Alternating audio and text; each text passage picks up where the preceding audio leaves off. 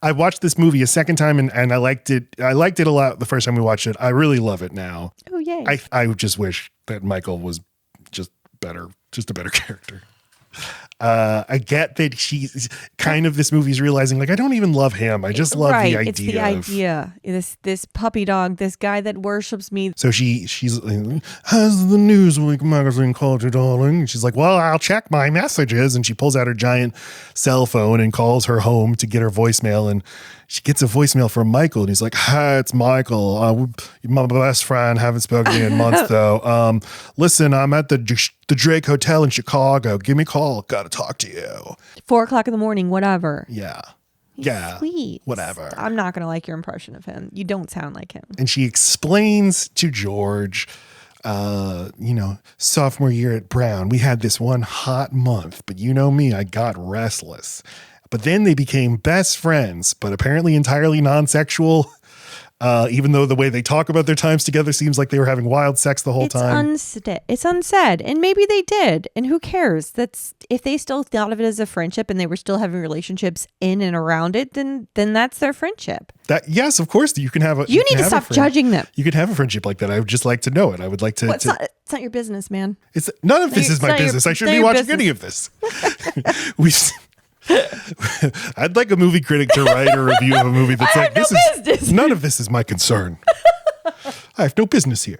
It's like we've seen each other through everything: losing jobs, losing parents, losing lovers. We've traveled. I'm gonna kill myself if you keep doing accents. We've traveled all over. Best times of my life, drinking and talking.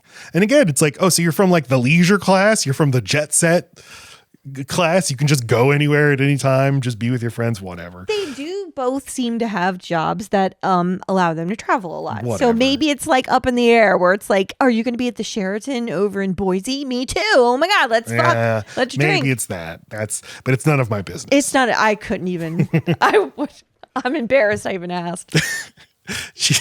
So she's like, you know what? You know what's crazy is we made this very 6 years specific ago, pact. we were in Tucson and we had this pact, and he cut his fucking hand open and smeared his blood all over me and said, promise me if at 28 neither of us is married, we'll marry each other. Oh, that angered me. And so Rupert Everett's like, well, darling, you're about to turn 28, and how old is he? And she's like, oh, you might be right. Okay. And that's what gets the gears in her head turning. She calls him up at the Drake Hotel. Are you kidding? I think about that all the time. Because she's like, do you ever think of that night in Tucson? He's like, I think about it all the time. Ugh.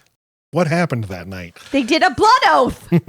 And she's about to be like, so speaking of that marriage pact, and he's like, I gotta tell you, Jules, this isn't about that. This isn't about that. That's what he said. Normal way for people to talk to each other. Hey, have a memory. Oh yeah, well, I don't want to talk about it. Every time Michael and Jules see each other, every time they like meet eyes in a room, and maybe because they haven't seen each other in a long time, but like they light up. They have the best reactions to each other.